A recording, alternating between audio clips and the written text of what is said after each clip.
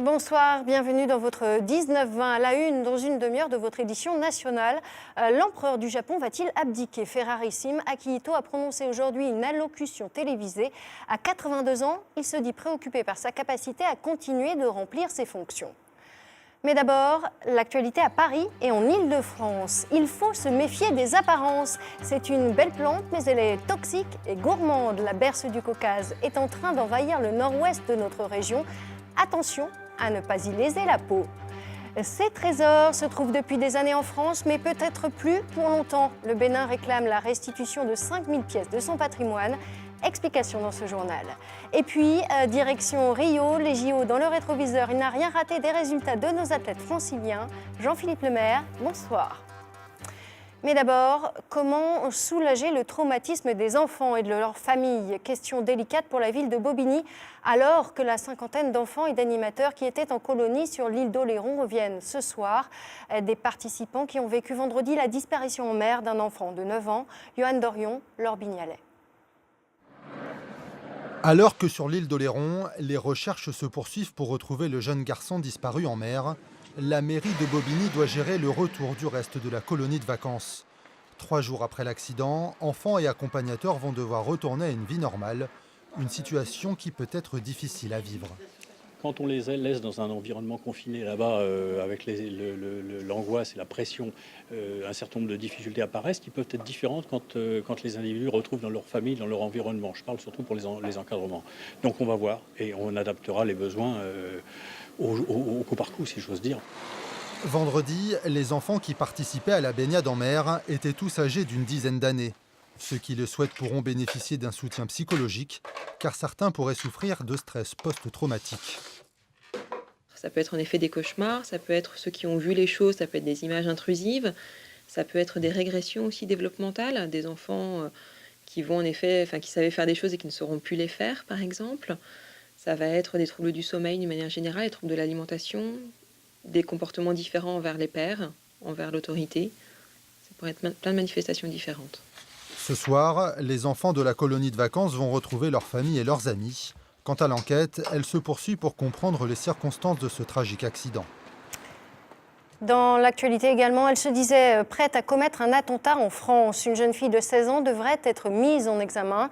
Elle avait été interpellée à Melun jeudi dernier par le RAID lors de perquisitions dont nous vous avons parlé. Très radicalisée, elle relayait de nombreux messages de propagande du groupe État islamique via une messagerie chiffrée sur Internet. Mais ni armes ni explosifs n'ont été découverts à son domicile. Et puis, c'est un épisode qui avait fait grand bruit, la chemise arrachée du directeur des ressources humaines d'Air France. Dans cette affaire, la ministre du Travail, Myriam El Khomri, vient de valider le licenciement d'un délégué CGT de la compagnie. Il est accusé d'avoir participé aux violences le 5 octobre dernier contre Xavier Brezetta en marge du comité central de l'entreprise du groupe. Des images qui avaient fait le tour du monde. Une invasion hors du commun touche en ce moment notre région. Chaque jour, la berce du Caucase grignote un peu plus de terrain. C'est une plante invasive. Le problème, elle menace la biodiversité, mais pas seulement. Elle provoque également sur la peau cloques, œdème et parfois même brûlures. Bruno Lopez et Pierre Pachou. En ce moment, c'est la pleine floraison. On trouve la berce sur les bords de route, dans les prairies ou les terrains vagues. Le Vexin est une des régions les plus touchées par la prolifération de cette plante. Le fait de broyer les bordures de route, alors c'est pour faire esthétique, c'est pour éviter aussi qu'il y ait des chardons qui rentrent dans les cultures. Donc la matière, elle retombe au sol, elle se minéralise, elle enrichit le sol. Et petit à petit, on va favoriser ces espèces-là qui adorent les sols riches en nutriments. La berce joue un rôle pollinisateur, mais c'est quand on la coupe qu'il y a danger. Son suc contient une substance dangereuse pour l'homme, le psoralène. C'est vraiment dans la sève qu'il y a les psoralènes. Si vous avez de la berce comme ça pose pas de souci. C'est quand on commence à la débroussailler, qu'on ne met pas d'équipement de protection, eh ben là on prend des sucs partout sur nous et donc cette fameuse molécule, là, la furocumarine ou le psoralène. C'est des substances en fait qui sont contenues dans le suc de la plante et quand on l'a sur la peau, ça se combine avec les cellules épidermiques et ça capte les ultraviolets. Donc ça fait des brûlures au 3e degré. Donc la berce commune fait ça, la berce du Caucase dont on entend parler en ce moment, qui est une espèce invasive, le fait aussi. Car il y a bien une espèce endémique locale et une espèce invasive importée d'Asie centrale, la berce du Caucase. Ces populations denses occulte la lumière des plantes locales voisines. Vous voyez, toujours ces espèces de feuilles très pointues à très grandes, avec donc les ombellifères caractéristiques de la famille. Le problème est plus sanitaire qu'écologique, car l'invasion est pour l'instant limitée à 6 ou 7 points circonscrits. Ce n'est donc pas l'heure de sonner le tocsin dans le Vexin. Cette polémique à présent, elle enfle autour des trésors culturels du Bénin. Le pays d'Afrique de l'Ouest demande officiellement à la France la restitution d'œuvres pillées pendant la colonisation. Didier Morel avec Olivier Badin. Depuis 10 ans déjà, cet écrin recèle des trésors culturels, comme cette statue mi-homme mi-requin du roi Béhanzin, ou encore ces portes d'un palais royal d'Abomey. C'est officiel, le Bénin va demander la restitution de ces œuvres. Une demande considérable, car sont en jeu plus de 5000 objets, dont une trentaine dans les collections du Quai Branly. C'est une première pour une ancienne colonie. Un vif débat s'est ouvert. Il me semble difficile pour notre pays, pour la France, d'avoir une position extrêmement moralisatrice concernant l'Afrique, et elle l'a d'une manière assez régulière, en disant « regardez tout ce qui se passe en Afrique », et en même temps pouvoir continuer à profiter, à jouir des biens, si vous voulez, qui ont été acquis dans des conditions aussi critiquables. C'est ça le vrai sujet. L'histoire de ces trésors remonte à 1892. Le général Dodds et son armée victorieuse pillent alors le royaume du Dahomey, une pratique habituelle depuis des siècles. Rapporté en métropole, le butin est alors disséminé dans les musées français et les collections privées. C'est la totalité de ces biens considérés comme mal acquis que l'ancienne colonie devenue le Bénin revendique aujourd'hui. En faire profiter les nouvelles générations, c'est le souhait de cette franco-béninoise à la tête d'une fondation. On a besoin de connaître son histoire. Pour une raison simple, c'est quand on veut savoir où l'on va, il faut savoir d'où l'on vient. La Fondation travaille là-dessus, la Fondation Zinsou travaille sur la question de rénovation du patrimoine, la question de la présentation des artistes et de la création contemporaine, donc tout ce qui touche à la création de tout temps. En janvier 2012, la France avait adopté une loi pour autoriser le retour en Nouvelle-Zélande de 20 têtes maoris. Mais les trésors culturels ne sont pas comparables à des restes humains. Seul un déclassement ou une nouvelle loi le permettrait. Aujourd'hui, la crainte des musées, c'est que d'autres pays s'engagent dans la même voie.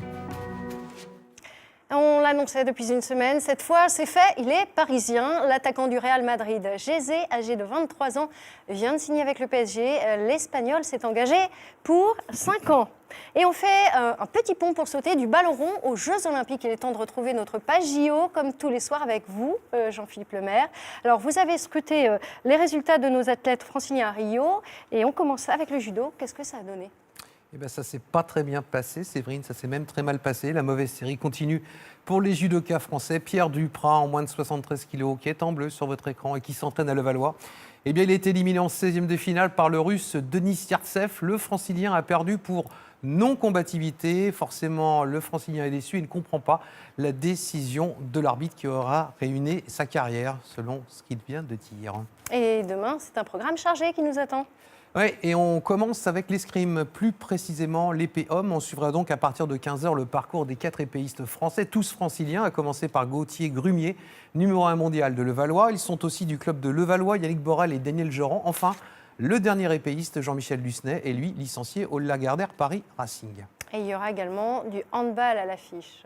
Oui, l'équipe de France va jouer son deuxième match contre le Qatar. Cela va se passer à 14h30. Une équipe de France où évoluent de nombreux joueurs du PSG Handball, les frères Karabatic, Daniel Narcisse, Luc Abalo, entre autres. Et enfin, on suivra aussi les débuts olympiques d'une judokate. Oui, elle s'appelle Clarisse Agbegnenou et elle est licenciée à Argenteuil. Elle va disputer ses premiers Jeux Olympiques, une épreuve qui l'a fait rêver. Et elle a hâte que la compétition commence. Je vous propose de l'écouter. C'est le Graal, on va dire, c'est une fois tous les 4 ans, donc il ne faut pas se manquer, il ne faut pas souper. Et je me dis que j'espère que voilà, à ce Graal, j'aurai la médaille, le vrai Graal aussi après. J'ai hâte d'y être, je ne me mettrai pas de pression, j'essaye de ne pas m'en mettre. Enfin, on termine avec de l'haltérophilie, puisque demain aura lieu l'épreuve des moins de 69 kilos, à laquelle participera Bernardin Kingematam. Rio a pour lui un parfum de revanche, puisqu'à Londres, il y a 4 ans, il s'était blessé dès le début de la compétition. Cette fois au Brésil, on entend tout donner et croit en ses chances. Merci Je suis Jean-Philippe conscient Lemaire. que On ça vous- va être dur, ça va être super dur, il va falloir être prêt, il va falloir être costaud physiquement, moralement, mentalement aussi, parce que, à part le chinois qui serait hors norme dans notre catégorie, on serait 5-6 à avoir vraiment le même niveau.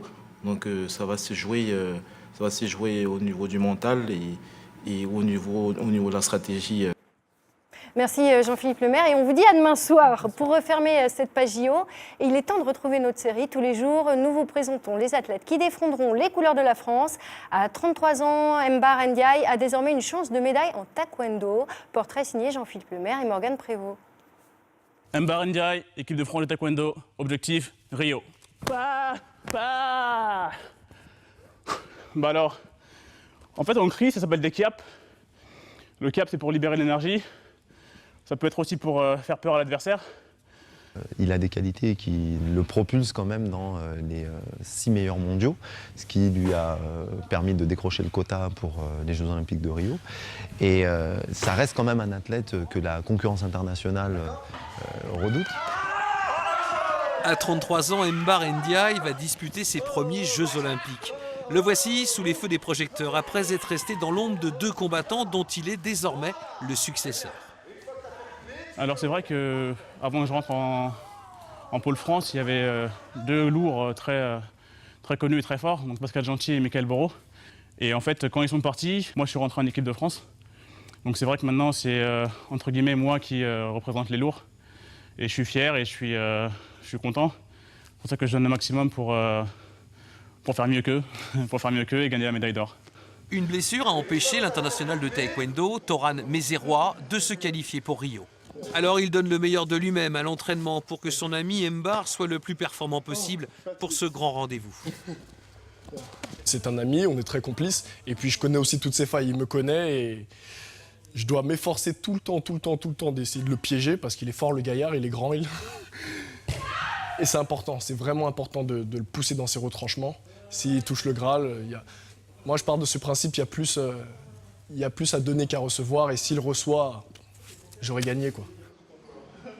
Pause déjeuner, direction la cafétéria de l'INSEP. Ensuite, moment de détente musicale orchestré par Toran.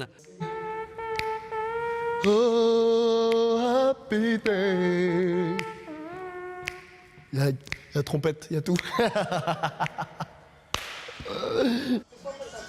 Retour à la salle. Mbar enchaîne les exercices. Le combattant veut être prêt pour relever le grand défi qui l'attend. Et tout le monde peut y arriver, entre guillemets. Après, les gens qui seront là-bas, je les ai déjà rencontrés. Parfois, j'ai gagné, parfois, j'ai perdu, mais j'ai déjà rencontrés. Je sais que quand je suis vraiment concentré, vraiment à fond dans la compétition, je peux gagner. Donc, le but, c'est d'arriver là-bas et vraiment d'être à 100%. Et si je suis à 100%, je gagnerai. Fort dans son corps, fort dans sa tête, Mbar Ndiaye veut aller jusqu'au bout, que le rêve olympique devienne réalité. Et un peu moins loin que Rio à présent, mais ça n'enlève rien à leur mérite. Elles sont arrivées à Pontoise cet après-midi. C'était la première étape de la Route de France, l'équivalent du Tour de France pour les femmes. 9 jours de course, 7 étapes, 900 km. Jean-Laurent Serra avec Florie Castin. Il y avait bien les animations prévues par la ville de Pontoise, le speaker officiel et les infrastructures de sécurité. Mais côté public, on était loin de la foule des grands jours. 600 personnes environ venues célébrer l'arrivée de la première étape de la Route de France féminine. On parle d'égalité professionnelle, mais y compris dans le sport, on se rend compte qu'il y a une différence entre les hommes et les femmes. Puis il n'y a pas eu beaucoup d'informations. J'ai vu un article dans Le Parisien ce matin. Je suis qu'il y avait l'arrivée de la course ici. J'ai trouvé ça bien, donc je suis là. Ben nous, on est filles et filles, on n'est pas reconnues, c'est pas médiatisé. On voit bien, de toute façon. Cette course est pourtant l'équivalent du Tour de France en plus petit. 20 nations et 80 coureuses y sont engagées. Le tracé de 900 km combine les difficultés classiques du cyclisme avec des étapes en montagne et un contre-la-montre. De quoi séduire, et pourtant par rapport aux garçons, on est loin de leur notoriété. C'est encore une discipline qui est amateur, et puis le tour est professionnel, mais moi ça fait 10 ans que je me bats pour que le cyclisme féminin monte en puissance. Et puis bon, voilà, je crois qu'il faut aussi être patient et on arrivera un jour à arriver à ce que cette discipline soit reconnue. Même constat du côté des filles de l'équipe de France. L'épreuve fête cette année ses 10 ans d'existence, mais peine à être reconnue. On commence petit à petit à entendre parler de pas mal de féminines, surtout dans le foot maintenant. Donc ouais, ça commence un peu à émerger. C'est quand même un bon tour où il y a vraiment des grosses équipes et ce serait vraiment bien que les médias, même rien que locaux, viennent nous voir et s'intéressent à nous, quoi. Parti hier du nord de la France, l'épreuve terminera sa route dans une semaine dans l'Est. Vous avez donc encore un peu de temps pour les soutenir. C'est la fin de ce journal. Tout de suite, l'édition des locales, puis celle de la rédaction nationale présentée par Virna Saki. Je vous retrouve demain dès midi pour l'info dans votre région. Très belle soirée et merci de votre fidélité.